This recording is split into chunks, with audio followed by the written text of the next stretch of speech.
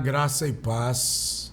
Deus abençoe a sua vida, Deus abençoe a sua casa, Deus abençoe a sua família. Chegamos para o nosso Segundas 18, para complementação e conclusão do raciocínio que nós estamos desenvolvendo desde 3 semanas atrás, sobre o Evangelho. Nesse Segundas 18, eu quero concluir esse raciocínio fazendo um apanhado geral daquilo que nós já falamos e trazendo a você uma visão sintetizada das características do verdadeiro Evangelho e o perigo do falso Evangelho. Deixa o seu like, deixa o seu comentário, manda o link deste Segundas 18 para alguém. E se você não viu os vídeos das semanas anteriores, volta lá. Eu comecei falando sobre o Evangelho. O que é o Evangelho? O que você diria se alguém te perguntasse hoje o que é Evangelho? Qual seria a tua resposta? Na segunda semana nós falamos sobre o Evangelho da Graça, que é o Evangelho que anuncia Cristo, o plano da redenção e da salvação de Deus para uma humanidade decaída, perdida e prejudicada, completamente degenerada pelo pecado. O Evangelho da Graça é o Evangelho pregado pela igreja até que Jesus venha. E o Evangelho do Reino, já falamos rapidinho, foi o Evangelho que João Batista pregou, o Evangelho que Jesus pregou, o Evangelho que será pregado no período da grande tribulação, sobretudo naquele primeiro período quando se anuncia a chegada do reino de Deus.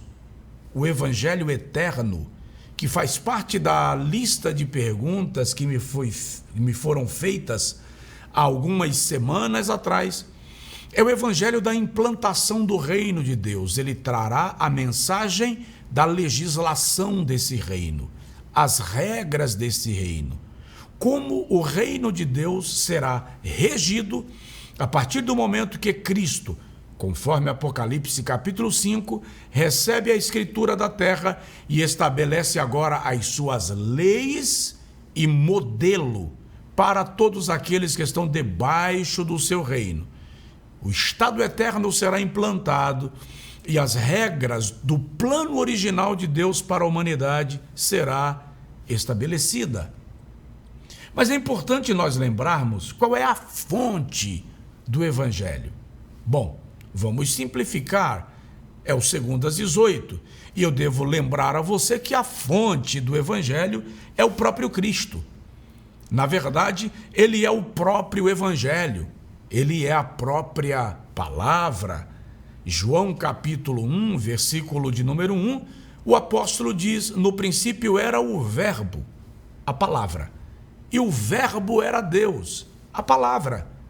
E o verbo estava com Deus e o verbo era Deus. A palavra, a palavra, a palavra. Ele é o próprio Evangelho. Qualquer evangelho que não tem Cristo como centro é um evangelho distorcido e, portanto, desprovido do plano divino para a redenção da humanidade. Daí eu ter dito a vocês, num dos vídeos anteriores, que os 4 evangelistas falam de Cristo de maneira específica, porque cada um escreveu para um público distinto. Mateus escreve para os judeus, portanto, em Mateus, se nós parafrasearmos Ezequiel 1 e Apocalipse 4, Jesus é apresentado como leão, porque em Mateus ele é apresentado aos judeus como o rei, descendente da família de Davi. Em Marcos, seguindo as mesmas referências, é o evangelho do servo, onde ele é representado pelo boi, animal de serviço, o homem de dores. Porque Marcos escreve para os judeus que estão espalhados, os chamados judeus da diáspora. Lucas apresenta Jesus como o Filho do Homem. Lucas está escrevendo para os gregos. E na referência de Ezequiel 1 e de Apocalipse 4, em Lucas, Jesus é representado pelo rosto de homem. E em João, o evangelho do divino, do eterno. Ele é representado pela águia. Então Jesus é a fonte do verdadeiro evangelho. Gálatas capítulo 1, versículo 11 e 12, Paulo diz: quero que saibam que o evangelho que por mim foi anunciado não é de origem humana. Não o recebi de pessoa alguma, nem me foi ensinado. Pelo contrário, eu o recebi do próprio Jesus Cristo por revelação. Por que Paulo diz isto? Porque algumas epístolas de Paulo foram escritas mesmo antes de os evangelhos terem chegado às mãos da igreja primeva. Então Paulo está dizendo: o que eu escrevi é o evangelho de Jesus Cristo. E quando os textos dos evangelhos ou dos evangelistas chegam à igreja primitiva e eles conferem que os relatos dos evangelistas coincidem com os fundamentos doutrinários que Paulo está apresentando, então se compreende que, de fato, Paulo, o apóstolo, recebeu o evangelho da fonte única, exclusiva, pura e absoluta, o próprio Cristo, que é o próprio evangelho. Lembre-se que o evangelho é uma boa notícia.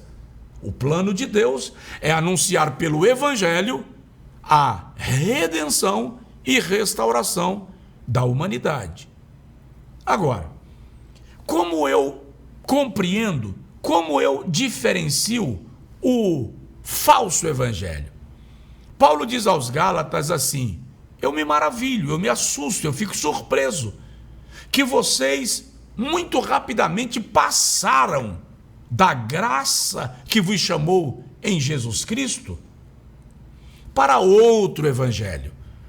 Ainda aos Gálatas ele diz: se alguém chegar a vós, vos anunciando outro evangelho, que o tal seja anátema. Em Atos dos Apóstolos, capítulo 20, esse é o 2-18, Paulo diz: depois da minha partida, entrarão no meio de vós lobos cruéis, que não pouparão o rebanho. E dentre vós mesmos se levantarão homens presunçosos, querendo fazer discípulos para si mesmos. Então entenda, uma das características desse outro evangelho é a centralidade do homem. No evangelho genuíno, o centro é Cristo. Neste outro evangelho, o homem é o centro. Deus existe em função do homem, as músicas são para o homem, as pregações são sobre o homem, ou seja, ele é antropocêntrico. E é muito perigoso quando o homem é o centro do evangelho que está sendo pregado. Uma outra característica deste falso ou outro evangelho é que ele é legalista. Ele se fundamenta, se baseia nas regras humanas. Aquilo que Paulo diz aos Colossenses: não comeis, não toques, não faças, cheio de proibições para atender tradições humanas, mas não operam para a transformação de dentro para fora no coração do indivíduo. Este é o falso evangelho, o outro evangelho. De que maneira eu posso me blindar do outro evangelho? Bom, só existe um caminho. Os cristãos de Bereia são mencionados no livro dos Atos dos Apóstolos, capítulo 17.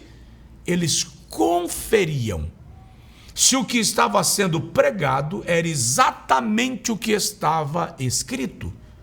Conferir aqui não é só abrir o texto e ver se o que ele citou coincide com o que está escrito. É ver se como ele aplicou coincide com a mensagem central das Sagradas Escrituras. Esse é o nosso 2-18. Deixa eu te explicar. Tem muita gente citando a Bíblia corretamente e aplicando de maneira distorcida. Aí está o perigo. Fique atento, confira as Escrituras, averigue a quem você está ouvindo, com quem você está aprendendo, para que o evangelho gere o devido efeito e resultado na sua vida. Concluindo o 2:18 de hoje, Paulo escreve aos Tessalonicenses que há um grupo de pessoas que amam a mentira e rejeitam a verdade e por isso são entregues ao espírito do engano. Ele diz a Timóteo que muitos terão comichão nos ouvidos e rejeitarão a sã doutrina, dando ouvidos a espíritos enganadores. É preciso tomar muito cuidado para que nós não sejamos ludibriados, enganados e enredados pelo falso evangelho.